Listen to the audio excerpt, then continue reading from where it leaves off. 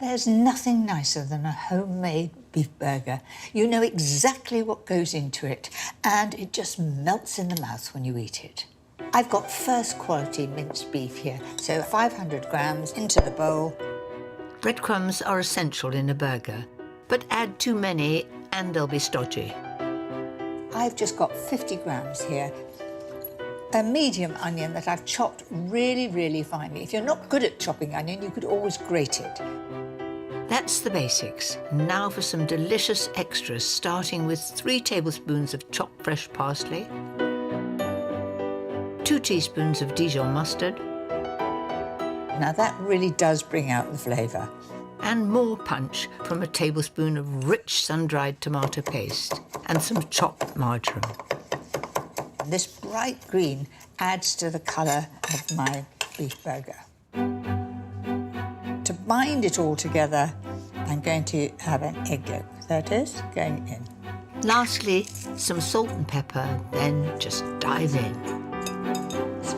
I really like getting my hands in here. You know, you can feel when it gets together.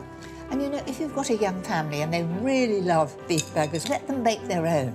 They'll love it, especially if they're allowed to get their hands in. So work that into a shape and divide it into 6. It's a good tip to wet your hands before you shake them because it makes it that much easier. But gosh, it's not too difficult, is it? I mean, what I do is roll it into a ball and then flatten it out. And if some are a little bit bigger than others, people have different sized appetites. That's what I say when I make a mistake, because that one is a little bit bigger, isn't it?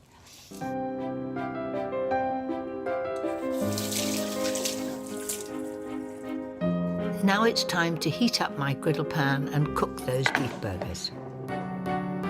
Rather than putting the oil in the pan, I'm going to actually put the oil on the beef burgers. This way, the burgers won't stick and the oil won't burn.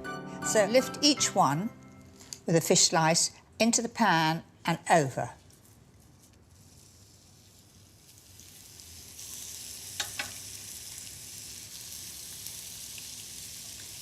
They're going to take 2 minutes each side when they're that thickness. A little bit longer if you want them really well done. But the big mistake with beef burgers is to overcook them. Don't forget to oil the other side before you flip them over.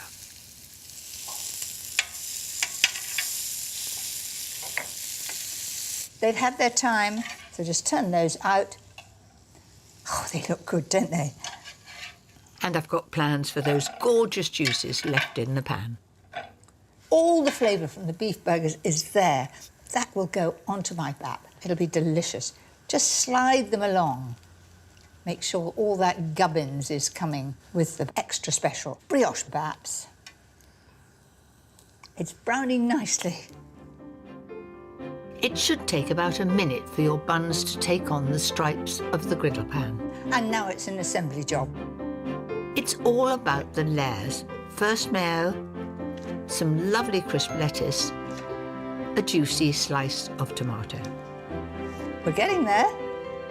Gosh, it's quite a mountain, isn't it? Last on is a slice of sweet pickled cucumber, and top the whole lot off with a jaunty bun. Listen, they're crispy too. They look so tempting. So there are my beef burgers in all their glory, a real family classic.